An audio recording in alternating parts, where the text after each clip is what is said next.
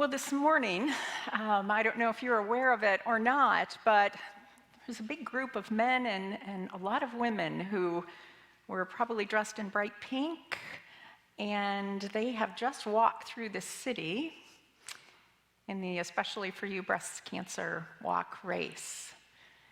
They actually walked across that 2nd Avenue bridge that was a part of our video this morning, from one side to the other, and the cityscape behind them. They were a community that every year gathers together for this walk, for this race, in hopes of healing and advocacy and awareness of breast cancer, and also raising funds along the way for continued care and research. So were any of you out early enough that you saw any of these walkers or saw the pink lights? Yeah. I came in early enough and the cityscape had a glow of pink about it, with the lights shining on various buildings on the way.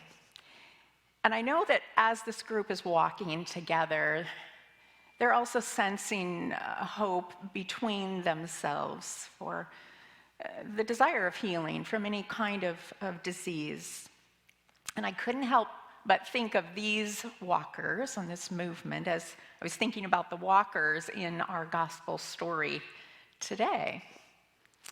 What do we know about these walkers in our Bible study? It said they were going through the cities and the villages where many people would gather. Well, Kevin Lodge helped by saying, well, if you take the women away from this story and the resources, all you have left is 13 men. And you'd have 13 guys waiting on a GPS to help them through. Kevin Lodge, not Pastor Sherrie. Thanks, Kevin. Well, they indeed were banded together, men and these women, because this is one of these scriptures where we actually get to hear a little bit about women and discipleship, women following, walking the way. And what was this all about? There was something there about Jesus, something about Jesus as a healer that they followed. And so let's look at these women. First of all, we have Mary. Now, Mary Magdalene really is naming the place of where she came from. There's a town that would be west of the Sea of Galilee, Magdala. So she's really Mary from Magdala. Sort of like Cedar Rapids Cindy, or Nubo Becca. Where's Becca? Or Shueyville Sherrie. I had to play with those names a little bit. There isn't really any evidence, though, that supports, that says she is that sinful woman that was referenced early in the gospel. The church tradition often connects Mary Magdalene with the sinful woman. All we know is that she had 7 struggles, 7 health concerns, 7 demons, something that was cured over time. Not 1, but 7. And we certainly see her following Jesus welcoming all. And then we have Joanna. Now, her identity is tied to Herod. It said that her husband was a servant of Herod. And so we wonder, what was that relationship like? A steward would have been like Joseph and Potiphar. He was the person in the staff that took care of the family affairs of this one in power. Someone in our roundtable was asking, now, which Herod are we talking about here? And I actually had to review to make sure I had them straight, because, there are 6 Herods, and it's easily confusing. There's Herod the Great, who would have been the one at the time of Jesus' birth and ordered the slaughter of the innocents, the children. And soon after that, then, in his death, this is Herod Antipas, who is a son of Herod the Great, who would have been charged with the area of Galilee at the time of Jesus' life and growing up. And this is the same Herod that would encounter Jesus at the time of the crucifixion. This Herod, the one who had beheaded John the Baptist. So these were not the greatest guys. And Joanna's husband was a steward. Now, we don't know. We have to imagine about Chusa. It wouldn't have been any easy post to have been assigned to, and I certainly would hate to get something wrong if he were my boss. It's not a grace place. Was he a disciple of Christ? It was probably not the case, but maybe. And maybe he felt he couldn't leave to follow Jesus, but he was happy that his wife was leaving to follow Jesus. Or maybe he too was an enemy of this Jesus movement. And there were problems between the husband and the wife. Maybe it was a married woman who left her husband to follow Jesus. Or maybe Chusa had died, and as a widow, she left and followed Jesus. Dead or alive, there's a lot of unanswered questions about her relationship with her husband, with her husband's relationship with Herod, with all of their relationships with God, except for the clarity that Joanna followed. And I imagine with courage she followed. And with gratefulness she followed to be able to be in this band with other women and other men to walk. And then there's Susanna. Nothing else is mentioned here. There's no details of her background. So I think maybe Susanna is, if you haven't found yourself in either one of the stories of the other women, but Susanna can hold us all in this story. Because we each have our own unique life experience. We each have our own story. We each have our own times of encounter with God and with all the humans that are in the relationships of our lives. We can all find ourselves in this story, for only we and God know the complete story of our relationship. So why did these women then give these resources in this walking group? Obviously, there was a network of support for Jesus, walking oftentimes seemingly homeless from town to town, city to city, across this region of Galilee, without any pink t-shirts or pink lights. These folks signed up. They were part of the movement, and they gave resources. It means they must have had access to some, and probably a variety of resources, maybe a lot, maybe a little, we don't know, but that's not the point here. But the women did indeed have minds of their own, and they made decisions and gave. You know, the question about why we would give, we find ourselves in this story, we asked you this last week. We said, why is it that you would give to this movement, the church? And we had about 80 of these cards turned in from many households, including some of you online, so thank you so much for sharing that way. I won't take time to read them all, but it says, I give what I can, when I can, but just know this, our God has no shortage of cash. Maybe it's still all in pockets, but God has all God needs. Everything is God's. It's to be trusted to me, and I give back a portion for God's work. Our church, historically and now, is a voice for justice and kindness in our community. We do good work with the money we give. I feel it's my duty to support the many ministries of St. Paul's. This is a church that is a beacon of light in the neighborhood. It's supporting this church financially is one of the utmost importance as we move forward into the future. There's so much to be done. Giving helps dreams become a reality. I need the spiritual faith in my life. I'm so grateful for all the areas of the church congregation to be involved in. I know God is at work in me and St. Paul's. I want to financially support all that St. Paul's does and to extend that support even further.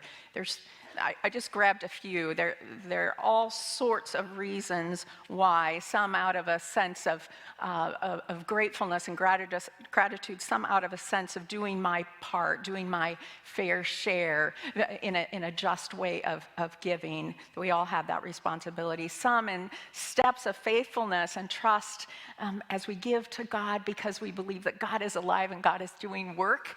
And we want to be a part of what God is doing. There's all sorts of reasons that you said. We're a part of what I think is a love and a healing and a grace movement. And I want to go to this next slide here. This is a word cloud that when we took all of these cards that you all wrote, these are your words, and we highlighted the main words, we found that as we put this together, love seemed to be the biggest word, said the most time.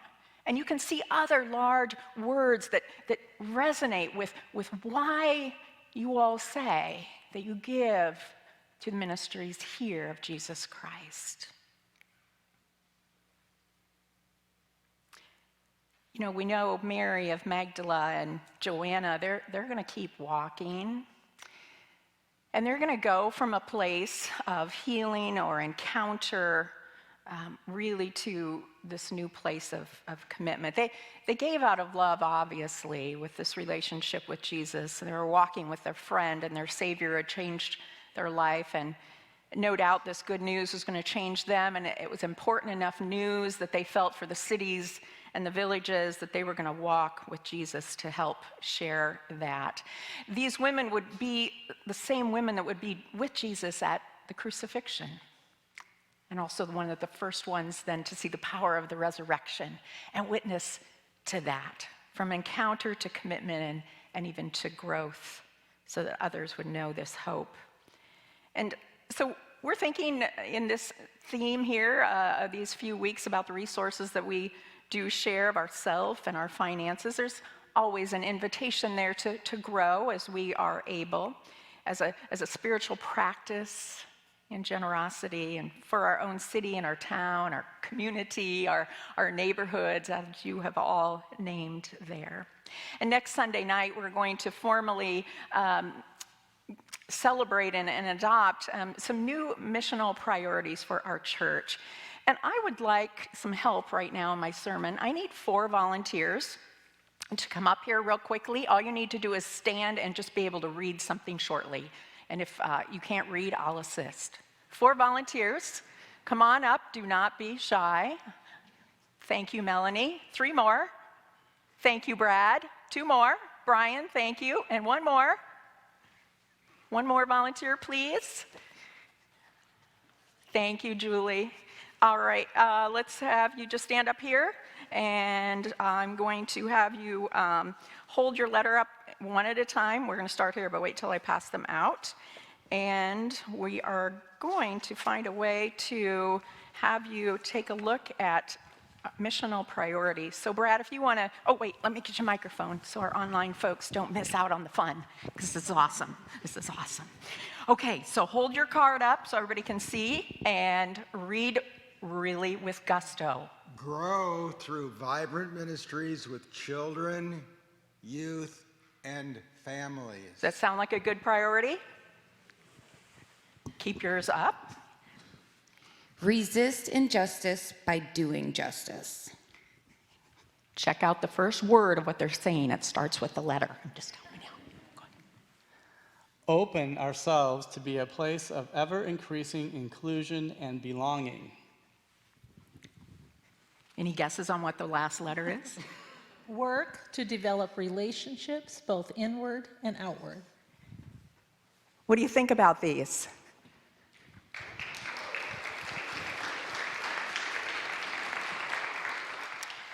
This is an exciting idea and prayerful mission that came to us unexpectedly, but here we go. And a 5th priority will be to consider our facility resources and understand how indeed they may support all of the mission work that we do. Let's thank these volunteers, and you can set those cards up here.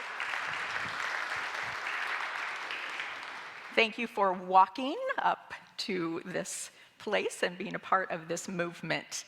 I am excited about the vision. I think it's really adding some new clarity as we've celebrated what we've done in the past few years, and we come to this place. We are a smaller church than we were 5 years ago or before, but we are a vital church. We're a committed church. We have energy in these areas of passion, and it's great to imagine what that will look like. I know by adopting inspirational words, it's not that simple, but it's going to take all of us engaging with ourselves and our resources to make this vision a reality. This is a movement, and the United Methodist Church always has been connected with a movement ever since the days of John Wesley. And wouldn't you agree that our world needs the ways of Jesus more now than ever before? We have an important, vital place and call in our time. Speaking of movement, I am often reminded that a sedentary lifestyle is not healthy. So I'm trying to do all I can physically to be up and moving. In fact, we have a walking ministry on Mondays at 12:15 if anyone wants to walk with us for 45 minutes through the city and back to the church. But also beyond the physical walk, that being sedentary in our faith journey is also not the most healthy way. You know, if we can be walking in our faith, taking a next step, I think that's a way of blessing. I've often found that, sometimes it's good to just be still and know that God is God. And yet, any time of simply being still for contemplation, for meditation, is then for the purpose of action. It's then for the purpose of clarity on how to take a step, discerning what that might be in our lives. Taking a step, that's something God can work with. If I take a step, God can redirect me. God can stop. God can say, no, go the other way. But if I'm just standing still and not moving at all, it's hard to have the inertia broken, isn't it? It's my encouragement that we each take a step, getting involved. I remember when I went back to school at age 48. That was a crazy thing, wasn't it? But I just took a step, and who knew where we would go with that. Even taking a step into retirement, I don't know what that's all going to look like, but I'll take a step. We'll see what God does with that too. Well, I think as I've read these, I've been so inspired, and I really feel that we have a great movement here, ready to walk together over whatever bridges we have. You know, if it's a bridge between you and another person in reconciliation, if it's a bridge in healing, if it's a bridge in our community partnerships getting stronger, if it's a bridge of ethnic cultures coming together and meeting in the middle, all of these things are possibilities. Our family gives to the church. We prioritize our giving to the church. There are many important and wonderful organizations. But as a Christian, our priority for Larry and I would be the church, the general fund that supports the missions and the ministries out of the local church. And we will grow our monthly commitment this next year. By God's grace, I invite you to join us.